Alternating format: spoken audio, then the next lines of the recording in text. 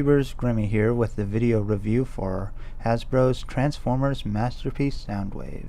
At last, the wait for the much desired Masterpiece figure is at an end, but the question still remains, was he worth the wait? Well, let's take a look and find out. For 2013, Hasbro is using a different packaging style for its Masterpiece figures, using a purple box with a wraparound that has an image of the figure and info of all its features. This gives it a much more collector-oriented feel, similar to Takara's Masterpiece series, or even Hot Toys. But let's get to Soundwave himself already. Starting with his alt mode, Soundwave takes on his G1 form of a micro cassette recorder. For those who want to know what a cassette is, quit trying to make me feel old. Seriously though. He is basically a big blue and silver brick shaped old music player. Simple as that concept may be, the paintwork is done very well, and he really does look like a larger version of his G1 toy in this mode. The only gripes I have are that the battery weapons are fully exposed and the back has some empty space that can be bothersome. It still looks good from the front though. Robot mode is really where Soundwave impresses me. Much like MP Optimus, he looks like he hopped right out of my TV screen. The proportions, the paint detail, and the overall look are almost perfect.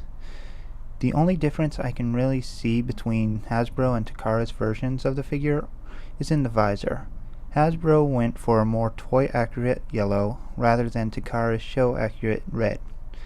I would have preferred the red visor, but I'm hoping Ripple labels will fix that. The transformation is intricate, yet understandable, with the only really tricky parts being in the legs. It's the panels on the sides of the legs that scare me. They are incredibly stiff, but I haven't noticed any stress marks around any of the pins just yet. The accessory count is really impressive. For starters, he comes with his classic battery blaster. Much like the G1 version, it actually transforms from a battery into a gun, with the tip pulling out instead of being a firing missile. It's still chromed though, which is pretty cool. The handle flips out and pegs into the palm of Soundwave's hand, much like Optimus's gun did. He also includes a gun modeled after Megatron's alt mode. It's pretty much the same gun that came with the MP01 version of Optimus Prime, but fits well in Soundwave's hand and actually makes more sense here.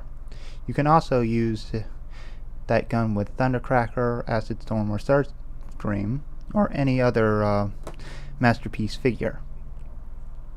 Another accessory he has is a arm cannon that fits right onto his hand when it's flipped in. I'm not exactly sure what episode this is from, but it still looks pretty cool. You also get a clear, empty Energon Cube, which can fit onto Soundwave's chest plate, and a grid piece for his chest plate as well, designed to hold cutout inserts that were included with Takara's version of the toy.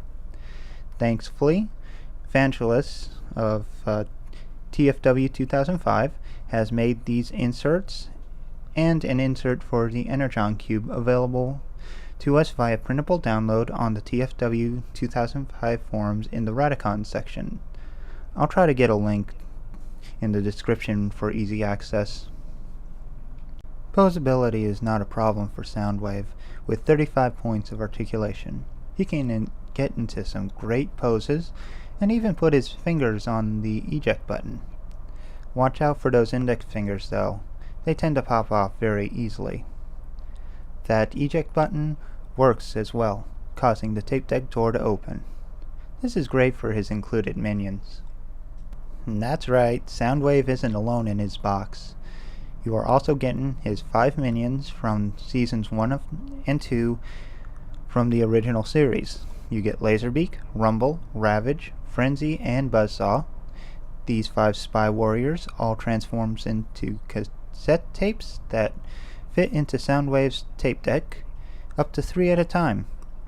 The back of the deck can be pushed back to accommodate up to 3 cassettes, and yes, G1 cassettes work fine as well.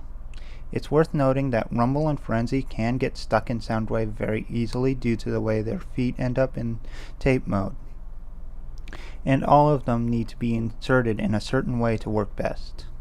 Each cassette includes a clear case to store them in cassette mode. Sadly, these cases are not Energon pink like the Takara versions. But let's have a closer look at the cassettes themselves.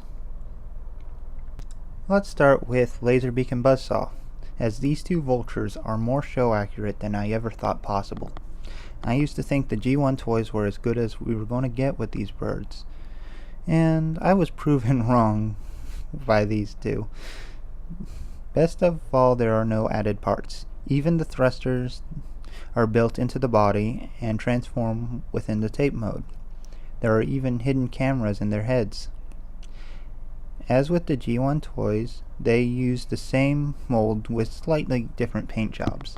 Laserbeak is red and painted very clearly, while Buzzsaw is yellow and sadly has some paint bleeding issues on his beak. Each can perch easily on Soundwave's shoulders or on his wrist by the grooves on those areas slotting into the bird's feet. They're really something else. Rumble and Frenzy are also recolors of each other, although it has been furiously debated on which one is which. I'm going off the cartoon, so for me, Rumble is blue and Frenzy is red. Regardless of your color preferences, these two are done very well. Their paint jobs are solid, and only differ from the Takara versions in that the gold and silver on their chests aren't chromed. They each sport 16 points of articulation, so you can get them in some nice poses. For accessories, they include their 2 blasters, which can be either stored on their back or placed in their hands, their pile drivers, which clip onto their arms, and a piece that enables you to store the pile drivers on their backs, or just keep them together when not in use. The guns have adjustable pegs, one size for their hands and another for the back. They can also fit into the pile drivers for storage while in cassette mode, or even store in compartments on Soundwave's feet. You can only fit one set of guns in Soundwave at a time though, but it's still a nice idea. The pile drivers also can clip onto Soundwave's arms to be used as cannons, which can look a little goofy, but whatever works, right? Ravage is actually my favorite of the group. It might just be my love of cats here, but I really dig this guy. He is very sleek looking and well painted. He has 18 points of articulation, so you can get some nice poses out of him. The downside of him is in his tape mode. It's rather hollow in the back due to the way he transforms. It's unfortunate, but not a major deal. And I think the robot mode is well worth it. Ravage just looks cool, and I really do dig him. Takara's version of Soundwave only included Laserbeak, while the other cassettes were sold in $60 2-packs. That alone gives Hasbro's version a leg up on Takara's. Factor in how Hasbro's version costs about $40 less than the Takara Masterpiece. It's easy to see how many will prefer Hasbro's release for him. No matter which version you get, I do highly recommend getting MP Soundwave and all of his cassettes. They are a great group of figures and will look wonderful on any Masterpiece shelf. The cassettes would also look great on the classic shelf if you find them too small to be with your masterpieces. Anyway, I hope you've enjoyed this review, and I'll see you next time. Have fun!